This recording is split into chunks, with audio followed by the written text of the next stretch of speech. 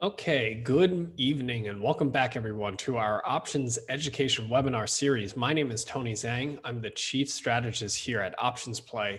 And today we're here to talk about a topic that is more geared for those of you that are longer term investors in equities and showing you how you can utilize options for those long-term investments. Now, not every single long-term investment is suitable for options using options to trade them. However, I do think that in the current market environment that we're in, where equity markets are trading near all time highs, valuations are stretched by almost all possible metrics, and there may be some concerns for investors that you may see some pullbacks or some corrections here in the market, but you want to remain invested in the markets because economic recovery is still continuing to take shape. Global economic recovery is extremely strong here in the second quarter. We expect the second half to remain fairly strong all the way into 2023. So for as an investor, you very well might want to see long-term exposure, but you want to try to protect your downside. And that's really where options can come into play. Whether you're establishing a brand new position for a stock that you're now bullish on, or if you already have a long-term position in stocks, how you can potentially protect that by swapping out the stock position for an option strategy. So those are the things we're going to discuss here today. But before we get started, what we're going to discuss is purely for education and demonstration purposes. It is not a solicitation or recommendation to buy or sell any specific securities. So this is the fourth part of our options education series that we just launched here in 2021. After this particular session, we're going to relaunch another set of 4 series, and we're always going to do 1, 2, 1, 2, where we do a Nordic market outlook.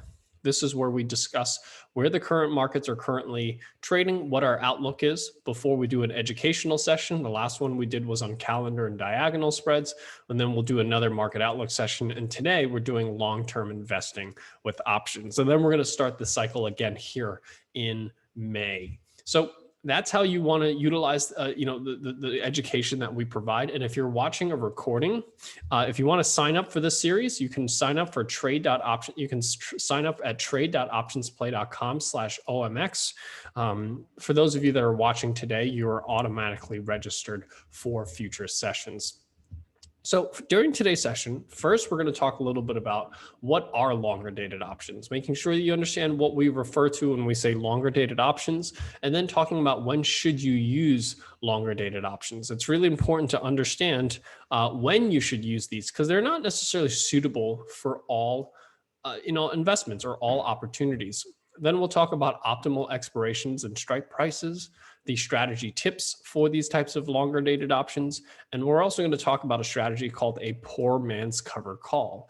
This is designed to help you better understand ways to reduce the cost or reduce the time premium that you're paying for these types of strategies. But the primary question that I want to help investors answer on today's session is an understanding as to how can long dated options be utilized to reduce your risk for a long-term investment. And the goal here is to gain upside exposure to your long-term investments, but do so in a way with limited risk so that if the markets do fall, whether it's due to something that you foresee or something that was completely unforeseen like COVID-19, that you have protections to the downside using option strategies. So my name is Tony Zhang. I'm the chief strategist here at OptionsPlay. And I want to share with you, 15 years of trading experience and how we utilize options to leverage longer term views here in the broader markets and what you need to look out for when you're trading these types of strategies. So when we talk about longer dated options, what we're really referring to are options expirations that are greater than 9 months to expiration. Anything greater than 9 months is typically what we consider these longer dated options. And they're no different than the regular call options and put options that you would purchase that are shorter dated. They're just simply expire in a long amount of time. And they provide the same upside exposure as a regular call option, meaning you have unlimited upside exposure in exchange for limited downside risk. And then in the example of a put, even though technically there is a limit to how much downside exposure you have because a stock cannot go below 0, I typically still consider that as unlimited downside exposure in exchange for limited upside risk. So if you buy a put option and the stock substantially increases in value, that you have limited losses to the downside. Now, with respect to longer dated options, I would say the vast majority that are traded are long calls. Very few long dated puts are traded. Usually most investors that are looking for puts, meaning they have a bearish view on a stock, those are typically traded with shorter dated puts. So we don't typically see many longer dated puts. So that's why for today, the examples that I'll be showing you are all going to be calls, because most of our long-term views are bullish views. We rarely have very long extended bearish views. Most bearish views tend to be short-lived. They tend to be shorts that last for a few weeks to a few months. You usually don't hold a short position for 6 months, a year, 2 years, those types of, but in theory, you could use them. I'm just saying that what we see traded is very often calls versus puts. So when we look at calls, this is a longer dated call. This is what we call a replacement strategy for a long stock. So think about the long stock positions that you've held for a long period of time, whether it's a banking stock, a retail stock, an industrial stock, maybe some of these stocks that you've held in your portfolio for multiple months, perhaps even multiple years, where your bullish outlook is at least 2 to 3 more months in time. Those are the time frames that are suitable for these longer dated call options, and they're specifically, in my opinion, useful for the current market condition that we're in, which is overbought. And largely, we are in an extended rally, and a rally that has been in place effectively straight up since March of last year.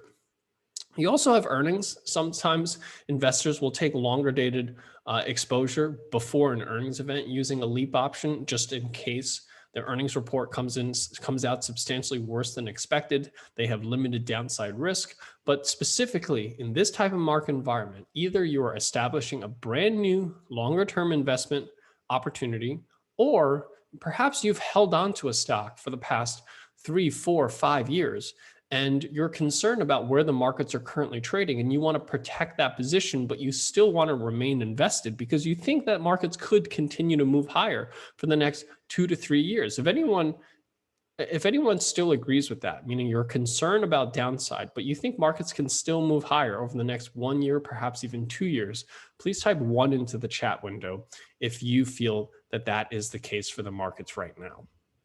Because I think a lot of investors feel that way. When you look at, the economics, you look at the fundamentals, things look very strong. Global economic recovery is taking shape, and it still has ways to go. So a lot of people see further upside, but they see the fact that markets are overbought. They see the fact that we're trading at some of the richest valuations for companies since the 2000s. And the question is, how do you protect that downside? So this is really where I think longer dated call options make a lot of sense. Now, you can use a longer dated put to hedge against a stock or a portfolio of stocks when your bearish outlook is at least 1 to 2 months. So these are really only useful if you believe that we're about to go into another 2008 type crisis, a global financial crisis, and you're trying to hedge downside that might last 4, 5, 6 months. Then you might use a longer dated put. But even in that case, many times I would advocate investors to use shorter dated options, take advantage of gamma. When you're long an option, you're long gamma.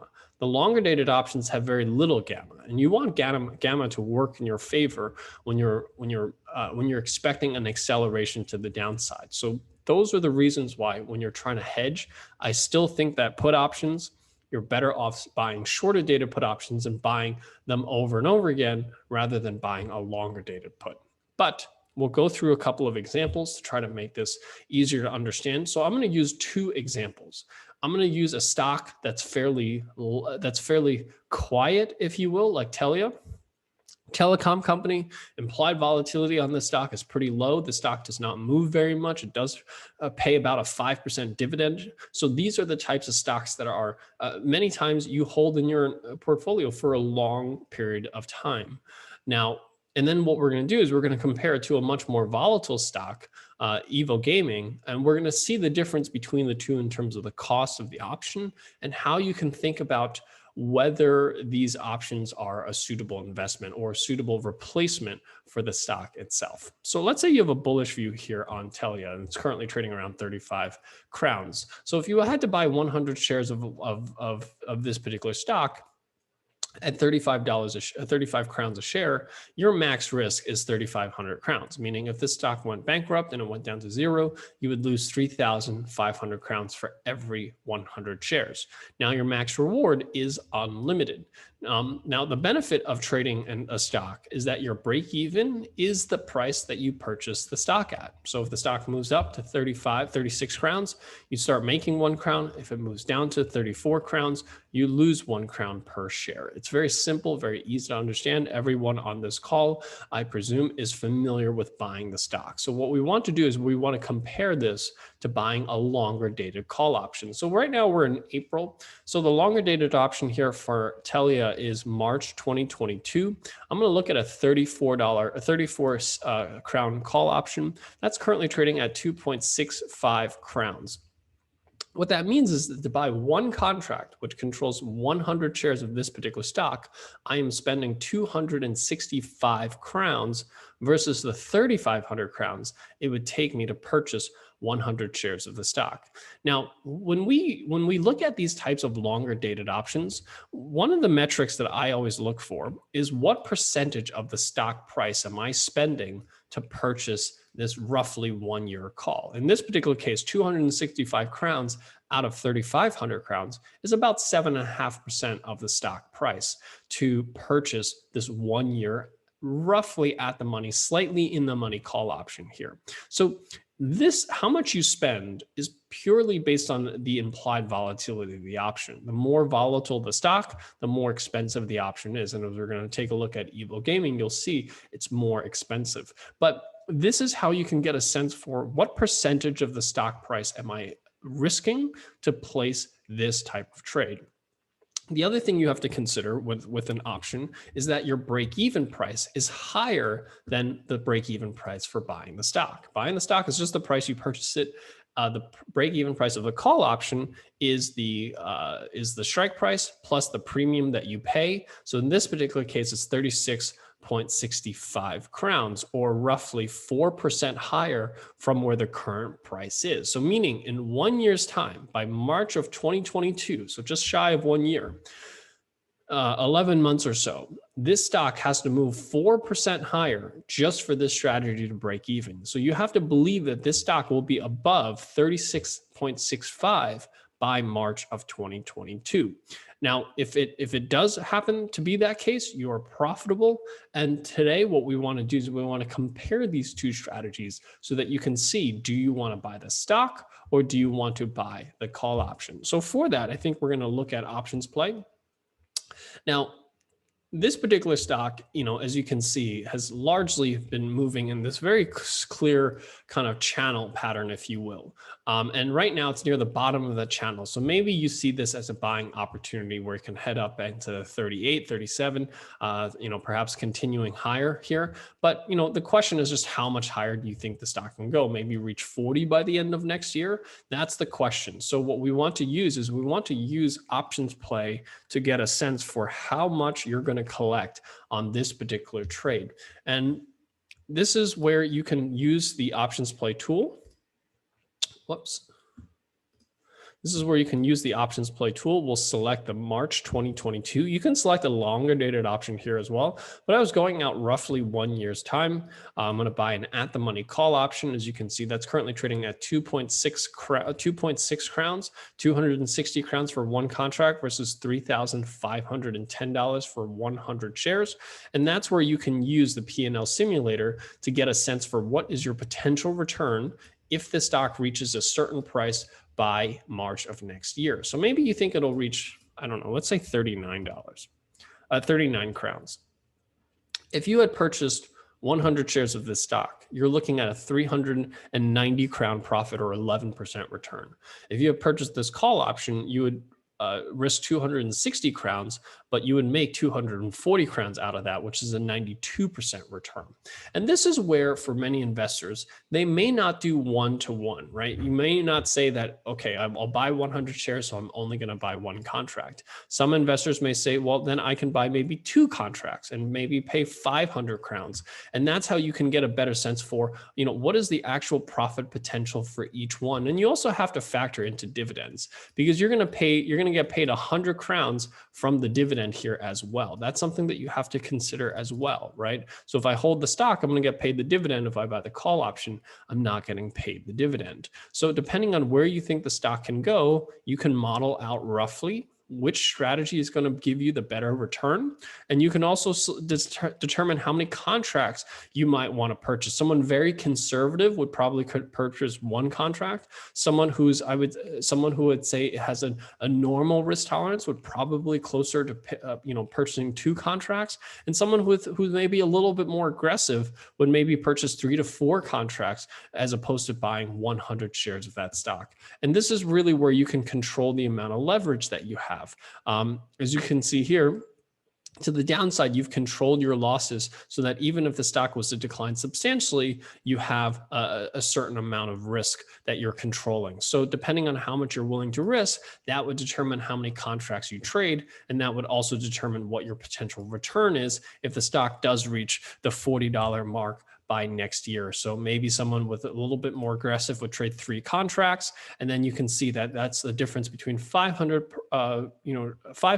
crowns in profit versus 1,000 crowns in profit. And then when you factor in the roughly 100 crowns that you earn on dividends, then you're going to say this is roughly 600 crowns versus 1,000 crowns. And it all depends on where you think the stock can be by March of next year. And you can use the tool to help you gauge roughly how much potential return and which one gives you the best risk to reward for what your risk tolerance is.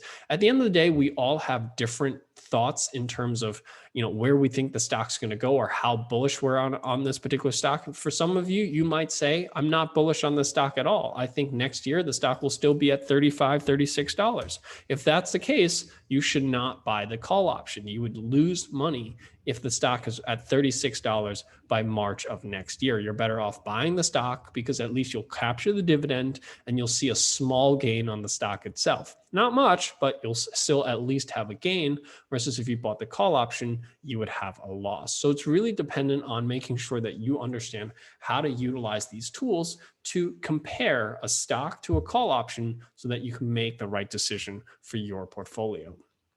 So next, let's take a look at a stock that's more volatile, that perhaps is more exciting, if you will.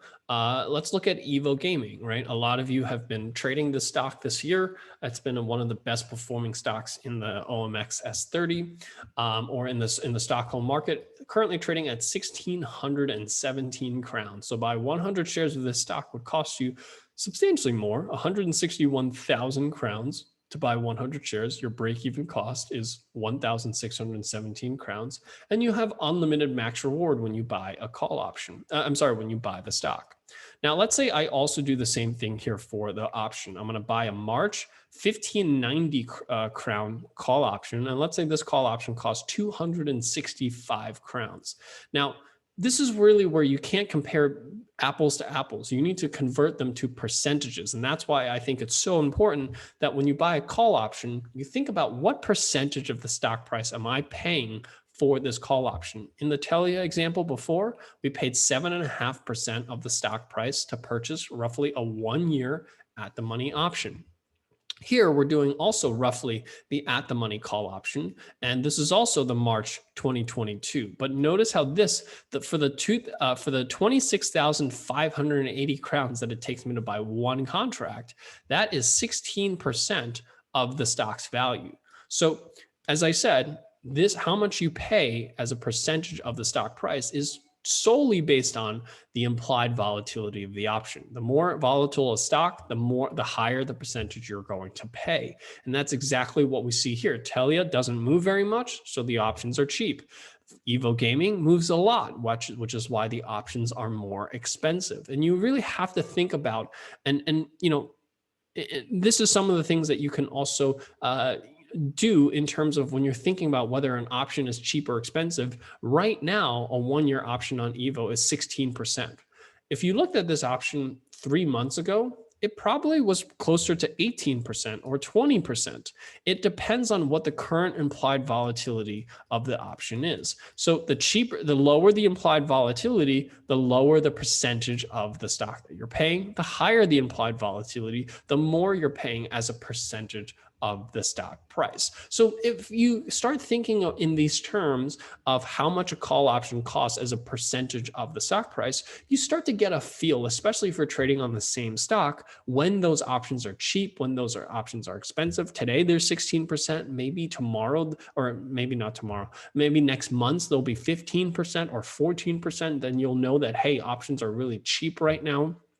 And you generally want to buy options when they're cheap. You want to sell options when they're expensive. And a lot of investors ask me, how do you gauge whether an option is cheap or expensive? This is one of the quick and dirty ways that allows you to quickly estimate whether an option is cheap or expensive, especially if you're used to trading, the same stock over and over again. So in this particular case, we're risking 26,580 crowns, which is 16% of the stock. That is very expensive. And the break-even price here is 1,855 crowns, which means that the stock has to move about 14% higher just for this strategy to break even. Now, obviously, it's hard to compare this stock, which only requires 4% move higher, to this stock, which requires a 14% move higher, because Evo Gaming moves a lot, right? So let's take a look at Evo Gaming. So Telia, as you can see, pretty much since the March lows of last year, the stock was around 29 and it's now trading at 35, right? So you're talking about, a little under 20% move here over the past year, versus if you look at Evo Gaming, it's a complete night and day. So many investors will say, even though despite the fact that it is that expensive, this was a $270 stock, 270 crown stock, back in March of last year. And now it's a 1628 stock. So 1628 divided by 278, you're talking about almost a 600% return, a 580% return on your capital from March of last year. So the fact that the options are roughly twice as expensive, right? This is 7% of the stock. This is 16% of the stock, but the stock has moved, one has moved 20% and one has moved 500%. Relative, they're actually not, in my opinion, that expensive to cost 16%, and for the stock to require a 14% move over the next year to be profitable. Because as you can see, this is a stock that has moved quite a bit in that 1 year. So if you think that this stock can maybe move another 100% the next year, a 14% move is not entirely crazy. So let's go out to May. We're going to do the 1590 calls. Currently trading at $297 versus 29,780 crowns versus 162,000 crowns, 163,000 crowns to buy 100 shares of this stock. And again, the break-even price here is 1887. 1887 is your break-even price. So the thing about these types of stocks is that, one, it's a very expensive stock. Its PE ratio is 103. So very, very expensive from a valuation perspective. It also has, basically grown. It has more than tripled in value in just the last 4 months, 5 months or so. It's really hard to use charts to predict where you think the stock will be 1 year from today. Most analysts will probably look at this and expect some type of consolidation before it continues to move higher.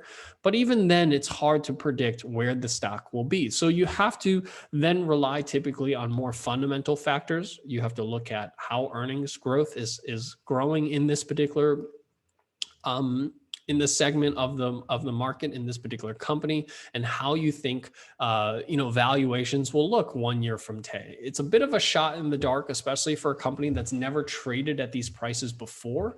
It's not like a lot of other stocks like Telia, where you can look at price history and get a better sense for where the stock can potentially go. Here, you really don't have a lot to go off of other than fundamental factors.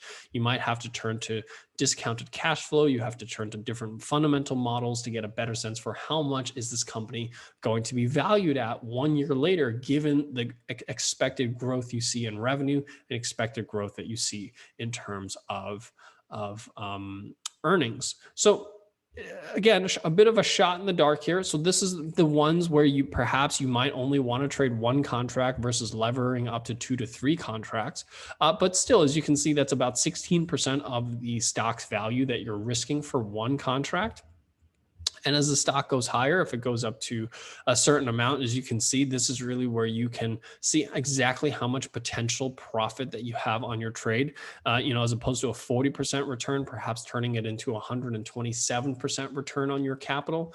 Or if you're willing to lever up and trade 2 contracts, you could effectively have roughly the same amount of profit while risking only a fraction of the trade cost, right? Instead of risking 162,000, you're risking 59,000, but earning roughly the same amount of profit using a leap option here. So you have a few different ways that you can adjust the strategy. The more conservative strategy would to be trading 1 contract. The slightly more aggressive is 2 contracts. And then for investors who want to, take on quite a bit of leverage and willing to take on risk, who think that this stock is going to really blow it out of the water, and you're fairly confident in that, and you're willing to take on a high amount of risk, then you can maybe trade 3 contracts. And this is really where still you're risking only about half of the cost, about half the cost of buying 100 shares of the underlying stock. So that's how you can use OptionsPlay to click on modify, select a longer dated option, use an at the money strike price. I usually recommend investors to use a slightly in the money call option, because then you're not paying all extrinsic value, that you have some intrinsic value that will not erode with time.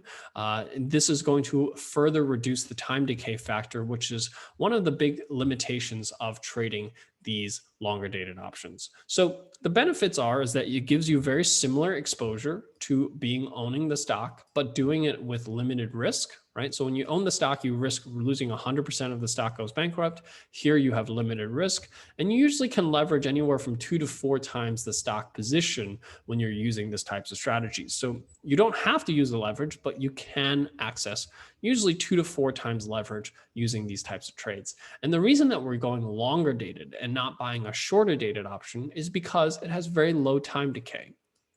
And the goal here, especially when you're buying an option, is to reduce the amount of time decay that you have per day to as small as possible. During your holding period, you want to make sure that the premium that you're paying in time decay per day is as small as possible. And that's the benefit of going to a longer dated option, is to minimize that time decay factor. But there are some limitations. Number one, the longer dated options, they're less liquid. Compared to the front month, meaning the first 1 to 2 months of expirations, the 9-month options are simply less liquid. They don't trade as often, so they have wider spreads. You're likely going to have to pay a larger premium above the midpoint or below the midpoint if you're buying versus selling these options. So you're going to have to work these orders a little bit more to get in and out of those trades. The second thing is that they do not receive dividends. So I tend to find that these are better for those Evo gaming type stocks than they are for the Telia type stocks, where you're not expecting a lot of upside and you're missing out on dividends. And also just remember that they're not available on all stocks. They are only available, generally speaking, on the widely traded stocks. So only widely traded stocks and indices typically list these longer dated options. The less widely traded equity options, they may not all have these longer dated options. So just keep that in mind. But expirations greater than 9 months, longer dated options minimize time decay. That's the reason that we're doing it. And when you're choosing strike prices, you still want to buy in the money strike prices. Anywhere from 50 to 70 delta is a good place to start. And again, the reason for this is because when you go longer dated, you're going to be able to reduce time decay. When you buy an in the money option or slightly in the money option, you have more intrinsic value and less extrinsic value, which also, again, lowers the time decay factor. And what you're going to find is that the long call option that you purchase will usually be somewhere between 10% to 40% of the underlying stock price. So the two examples that we talked about, Telia was 7.5%, Evo Gaming was 16%, and some of them even more volatile names you might see, it'll cost upwards of 30 to 40% of the stock price to purchase that one contract of that call option.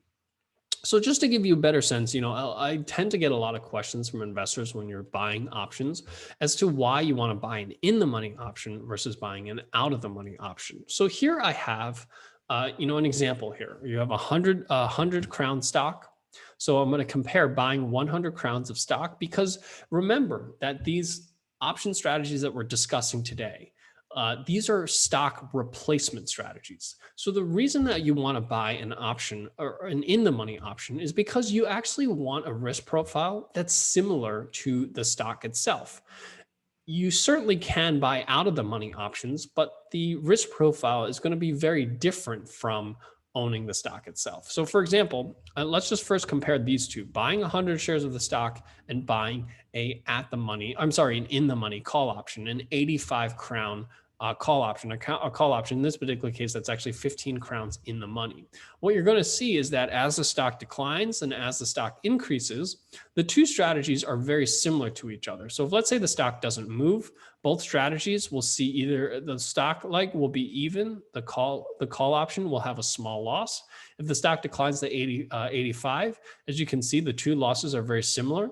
If the stock declines significantly, this is where the call option does benefit, because you have limited losses. No matter what happens, you cannot lose more than what you pay for that call option. So if the stock does decline substantially, you have some the benefits of a call option, and those benefits are traded off for some small gains to the upside. So if the stock does increase in value as you expect it to, as you can see, the stock and the in the money call option, they're very, very similar. And that's what you're looking for with a stock replacement strategy. You want to replace the stock with a risk profile that is very similar to the stock, but also protect you to the downside, so that if the stock declines substantially, that you will see relatively smaller losses with the call option than you do with buying the stock.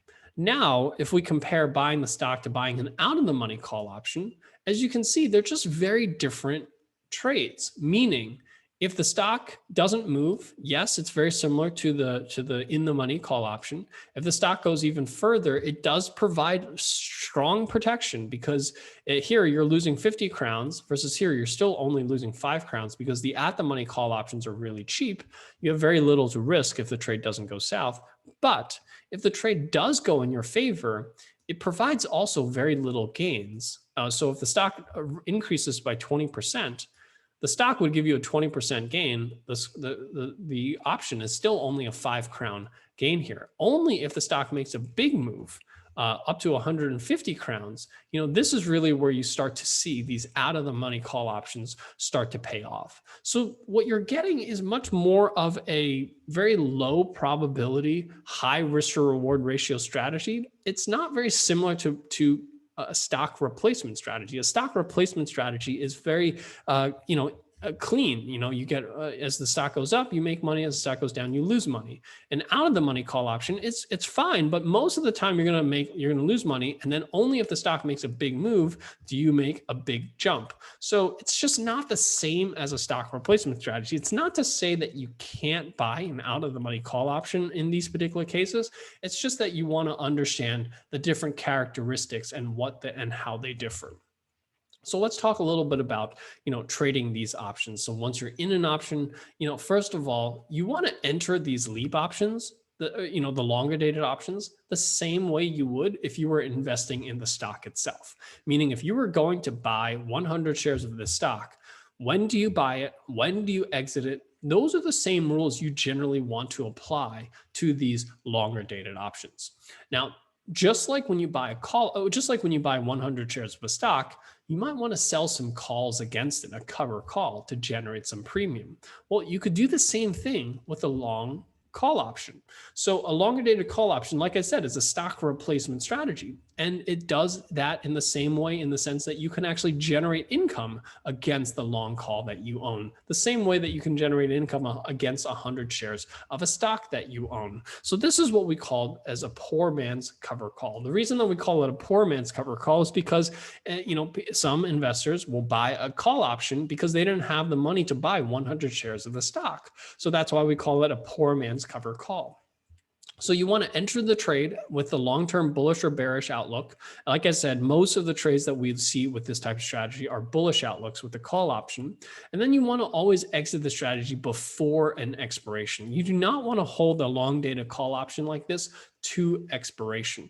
If anything, I tend to find that if you buy an option 9 months from expiration, by the time that option gets to about 3 months from expiration, that's usually about time where you might want to roll it back into another 9-month option. If you think that if you want to hold on to this stock, you don't want to let go, you think there's more upside, you don't want to let it get down to expiration. Because in this last 3 months that you hold this option, that's when you have a large amount of time decay. So this is when time decay starts to accelerate. Versus here, between 9 to 3 months, your time decay is fairly minimal. But in 3 to 0 months, that's when time decay starts to accelerate. So as you get, a 9-month option gets closer and closer to 3 months, that's really where you want to start thinking about rolling it back to a 9-month option. And again, you want to trade something with a relatively low amount of time decay per day. As far as setting stop losses and take profits, I tend to find that this is one of the few strategies where your take profits and stop losses should be based on the stock itself. So for example, if you're bullish on Telia and you think it's going to hit 40, and let's say 6 months later, the stock is at 40 crowns, then, the same way you would take profit on the stock, you should take profit on the option itself. Again, this is a stock replacement strategy. You're simply replacing stock with an option. So wherever you would get out of the stock, that's where you should get out of the option. And this works for both take profits as well as stop losses. So if the stock goes down to 32 and you say, I was wrong on this stock, I want to get out, that is also the same time that you want to exit the long call on this particular trade. So as far as selling poor man's cover calls, this is really where you can reduce the cost of a call option even further. And as far as, a lot of questions from investors asking, well, how do I know which call option to sell? Well, we have a cover call report that we publish every single day. This is something that you all have access to here at OptionsPlay, and I'll put this link into the chat window for those of you that want. You have access to the NASDAQ Nordic cover call report. And when you click on the cover call report, you can find the stock that you own, whether you own the stock or if you own the long call option. Let's say you own, let's take a look at this. So Telia is right here. I just saw it a second ago, right here. As you can see, this is telling me that if I own this particular stock, I should sell the July $36 call option, and that will collect a midpoint of about 70 crowns per 100 shares that I own. And that is a static yield of an annualized yield of about 9.5%. Remember, Telia pays already a 5% dividend yield, but I can generate another 9% on top of that by selling cover calls. And this is, Telia is not the best stock in my opinion to sell cover calls on because it doesn't move very much. Let's see where is Evo Gaming here?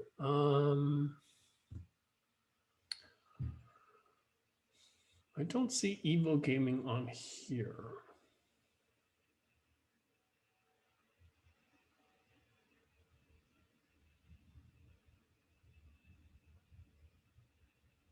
Here it is.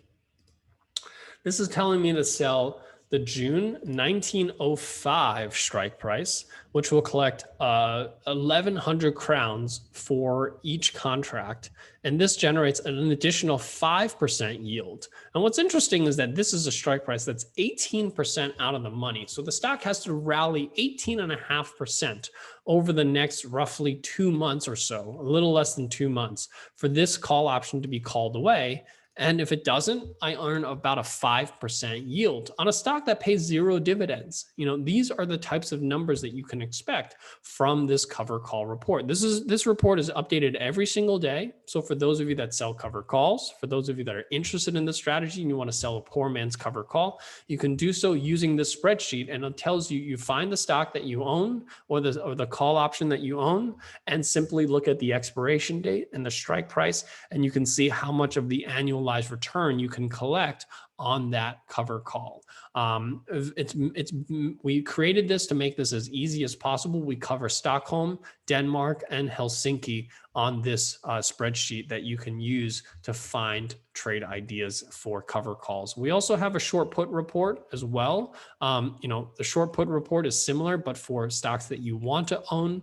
It'll show you exactly how much premium you can collect. So maybe you want to own Evo Gaming and you want to get into the stock. Well, selling a put option might be something you might want to consider. Selling a 1590 put that expires in June will collect 36%. We'll collect 4.46% of the stock's value, or about 36% annualized return.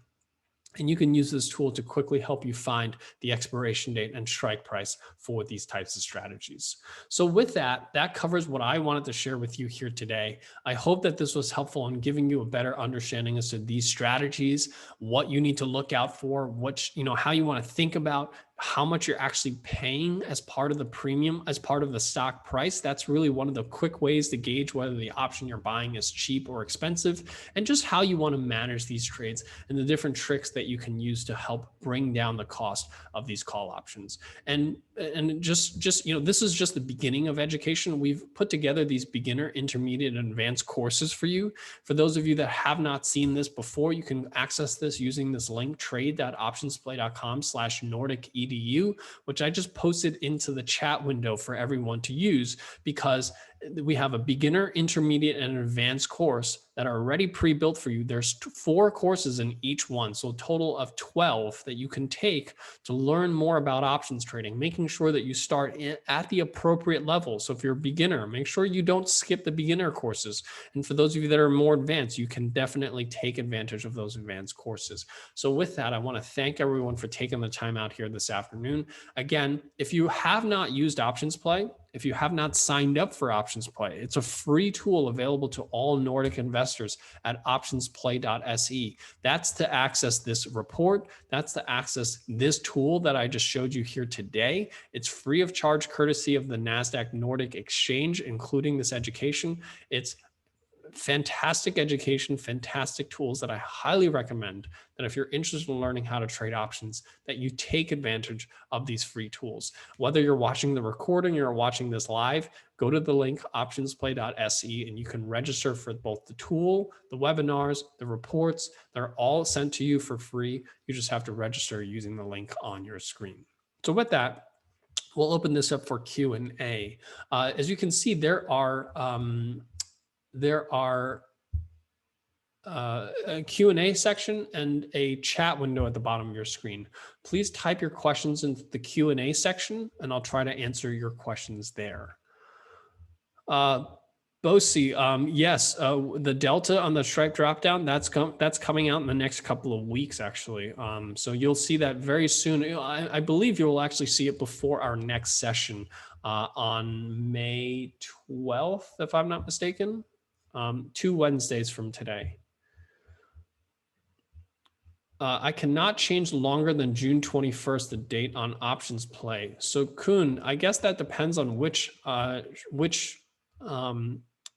you're trading on. First of all, you just click on the drop-down menu and you should see all the expiration dates. But like I said, not all options have longer dated options. Some of them don't. So for example, let me see if I can find some. Yeah, so as you can see, KIND, the longest dated option is July. So not all options have longer dated options. It's usually more of the widely traded stocks that tend to have longer dated options. So you just have to make sure that you find a stock that does, and make sure you click on modify, and then you'll be able to select on the expiry drop down later dated expiration. So if you go to Sob or Evo Gaming, you should be able to you should be able to do that. When you say you tried Telia, what do you see?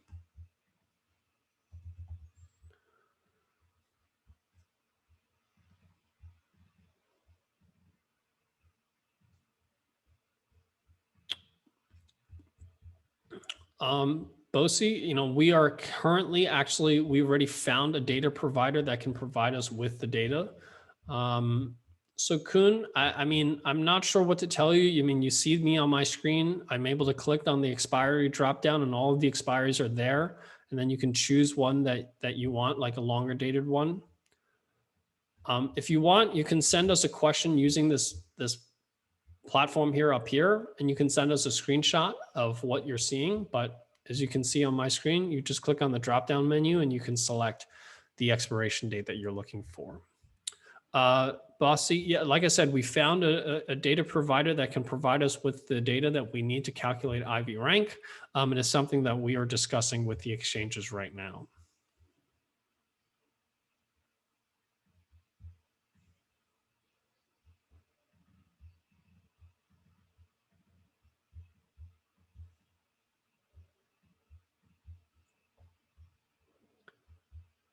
Any other questions regarding longer dated options?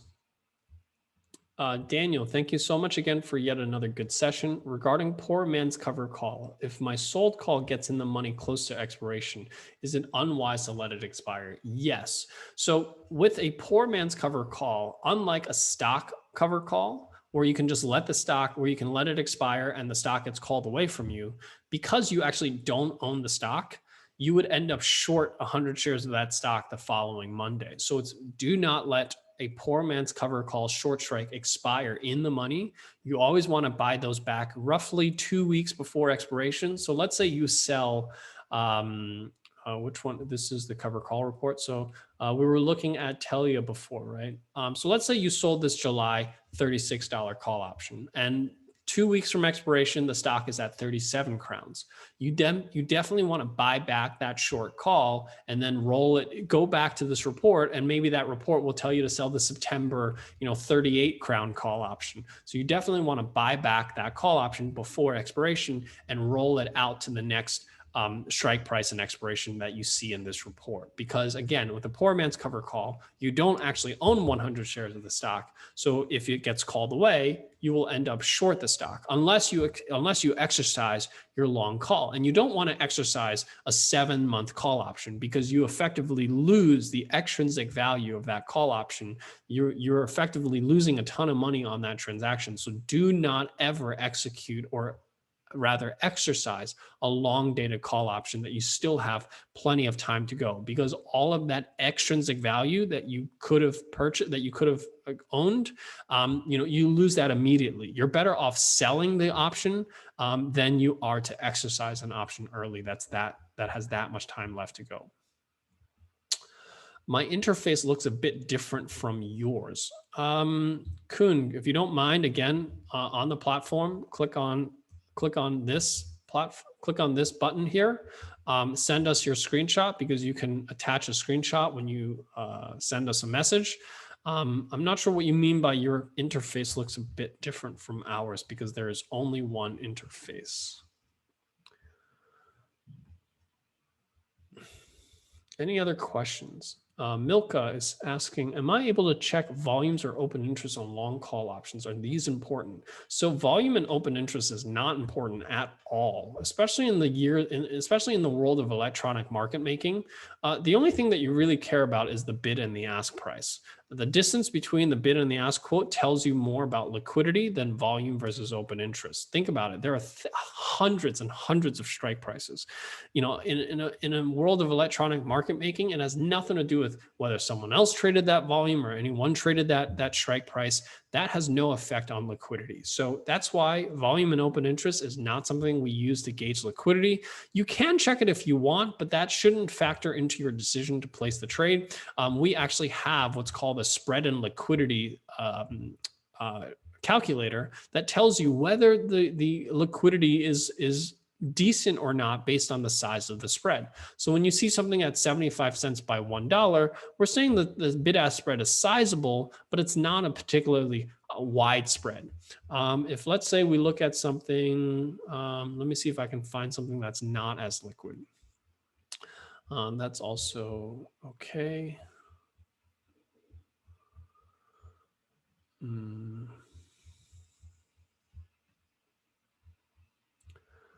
That's also okay.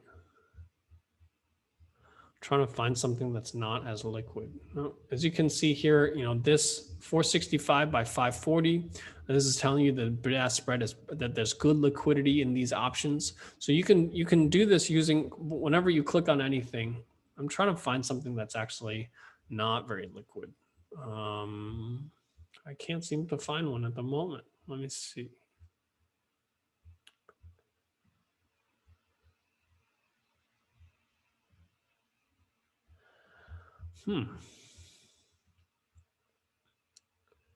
Oh, you know what I can do? If I go something like this. Nope. Still. Here we go. So as you can see, this option, now this is a really far out of the money call option, but it's trading at 0.01 crown by half a crown. And this is telling you that this bid ask spread is very, very large, that you need to be careful about trading.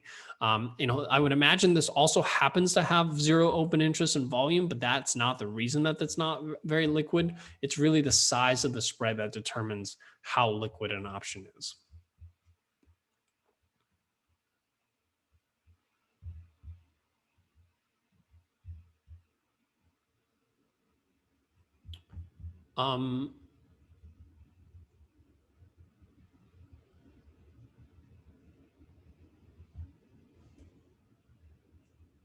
Daniel saying, okay, thank you so much. If I have a deep way in the money long call with less intrinsic value than the cost of the sale, I could exercise to cover my poor man's cover call. Yes, Daniel.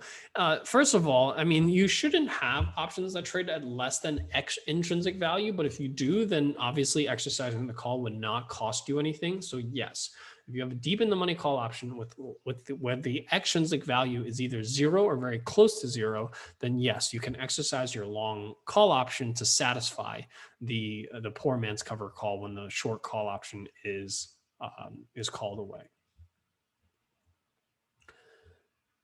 Any other questions?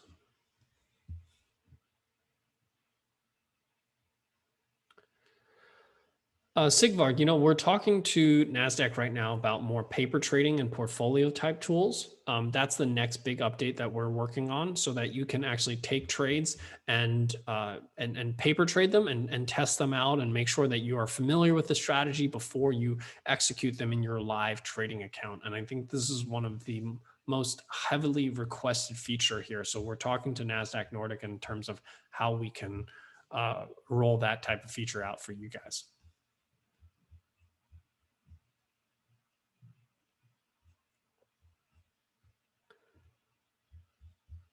Any last questions before I sign off here for today?